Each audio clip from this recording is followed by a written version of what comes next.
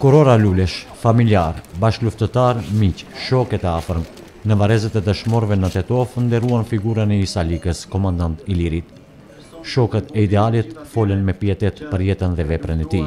Bashkëluftari jon Isa Lika nuk e zgjodhi vendin ku të lufton, po ishte gjithkund atje ku e kërkoi pushka, ishte gjithkund atje ku populli jon shqiptar ndjehej i përbuzur, i në përkëmbër edhe kështu me radhë.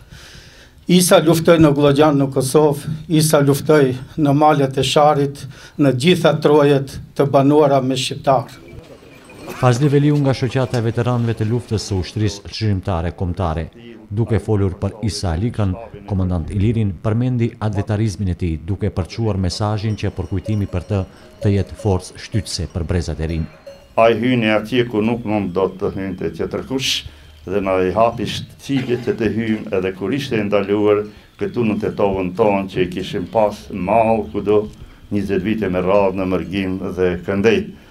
Si edhe në vishjet e Peloponis, pa e kursyer rinin e tij, mandej pa e kursyer edhe familjen e tij, të cilin e krijoi në moshën më të re të pjekurisë së tij. Shoqata e veteranëve të luftës së ushtrisë çlirimtare kombëtare një aktivitet të tillë organizon çdo vit, duke përkujtuar jetën dhe veprën e dëshmorit, si dhe duke bërë homazhe tek varri i tij.